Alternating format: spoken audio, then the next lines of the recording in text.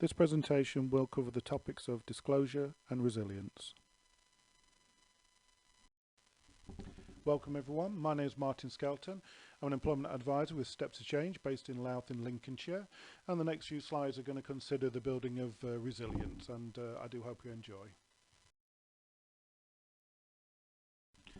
So what is resilience? Resilience is the building and maintaining of the skills we need to not only function under duress and stressful environments, but also to thrive.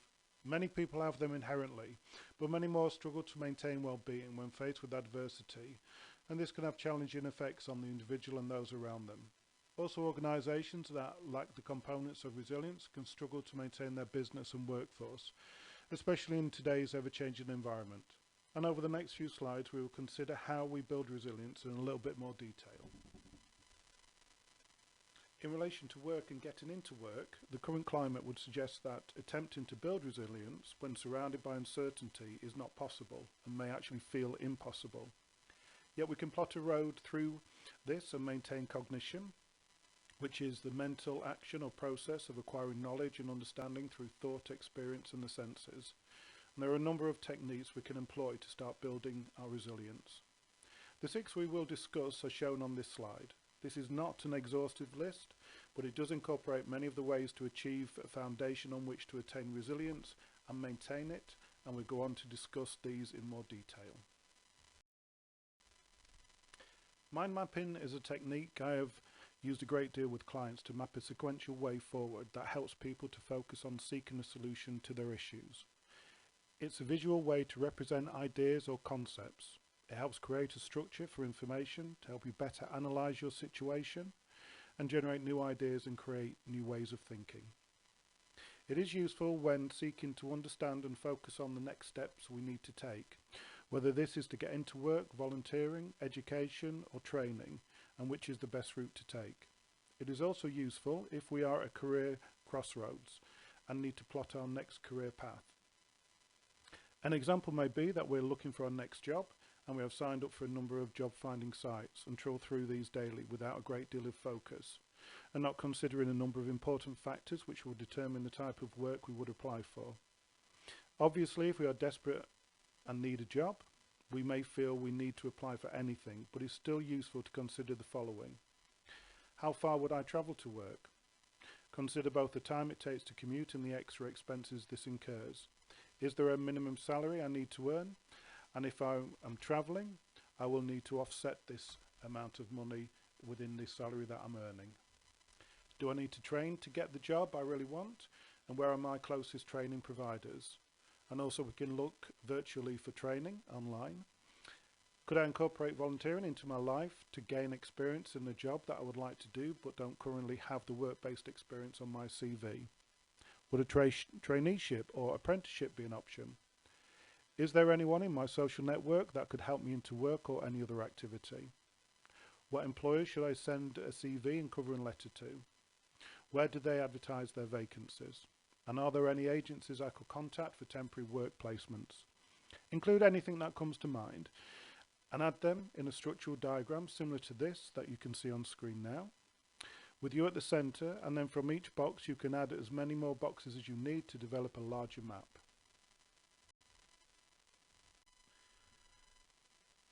Change is inevitable for all of us, and we've had a very good example of this with the COVID-19 pandemic. Change can be a driver for anxiety and fear of the future, but change can also lead to opportunity, and if we begin to accept uncertainty and even embrace it, we will live our lives with less trepidation and worry. As NHS employment advisors, we continually work with our clients to support them to adapt to change. Without change, many would never have had the opportunity to grow and go on and find their real potential, often in careers they had never even considered.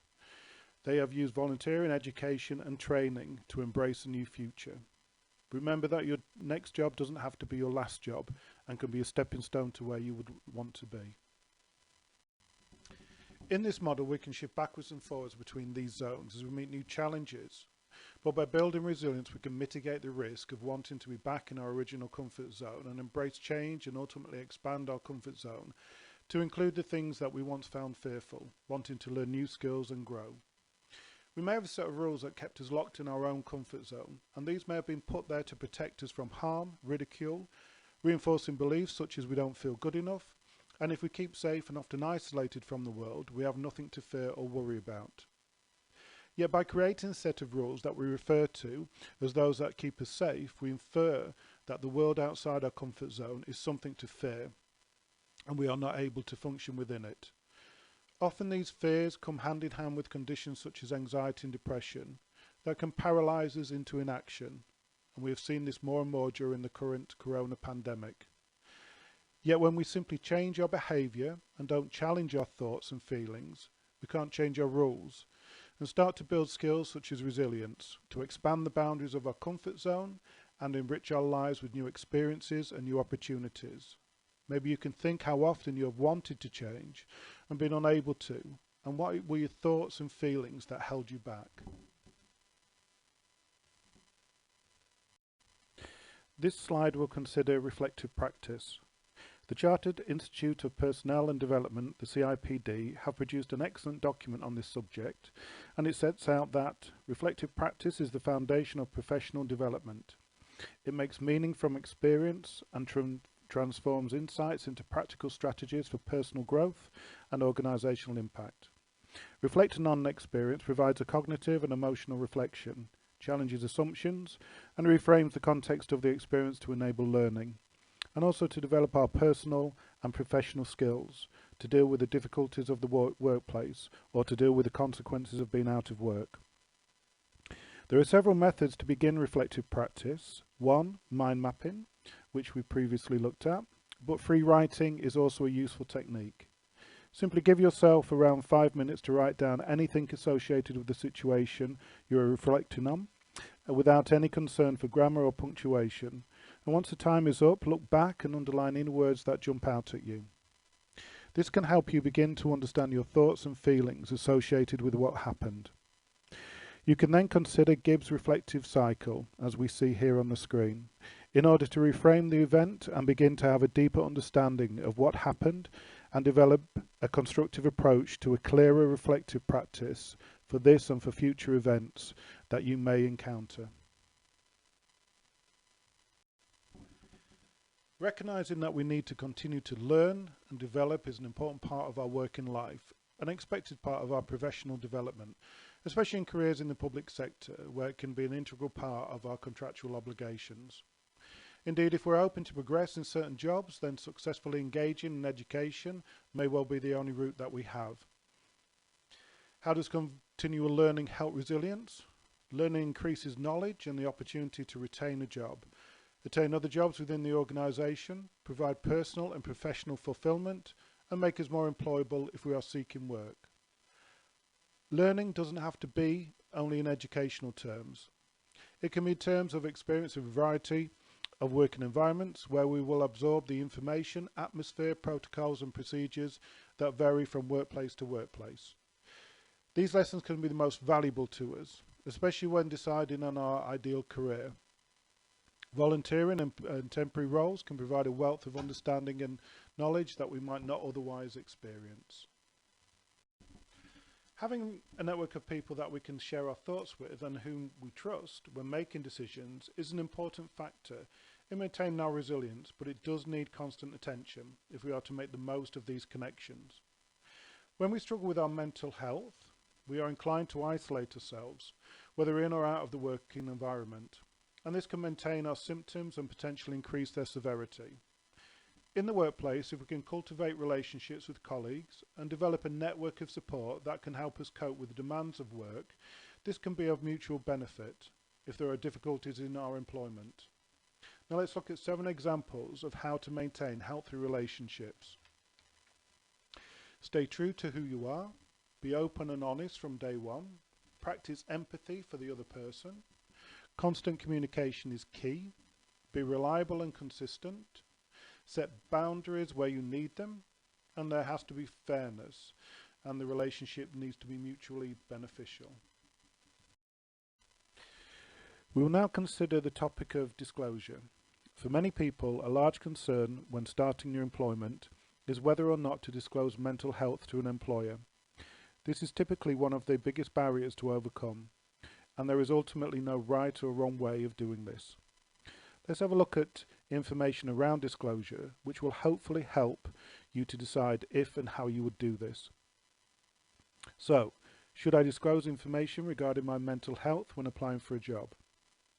So the Equality Act 2010 says that employers cannot ask job applicants about their health or disability until they have been offered a job, except in specific circumstances, where the information is necessary for the application process or requirement of the job.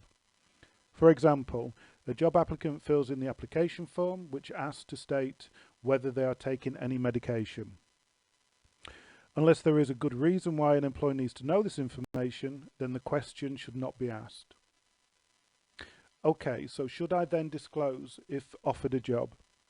Generally speaking, an employer will provide a health questionnaire once a job offer has been made and accepted. The purpose of this form is to see if there are any medical conditions which could affect their ability to perform the role and which could warrant adjustments being made to assist them in the role. Generally, you would only disclose conditions that affect your role and which may warrant a consideration of adjustments. Employers expect honesty, so if there is a reasonable probability that your mental health will impact on your ability to do your job, then you should disclose it. Would I be breaking the law not to disclose my mental illness and then take time off? No.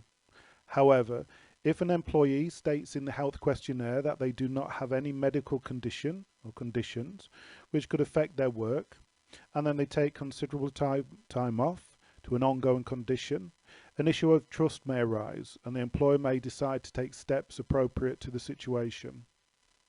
There are many things that can be put in place to help support employees with mental health conditions, enabling them to stay in work. But if employees do not disclose mental illness, then it can be harder for the employers to support them in a timely manner.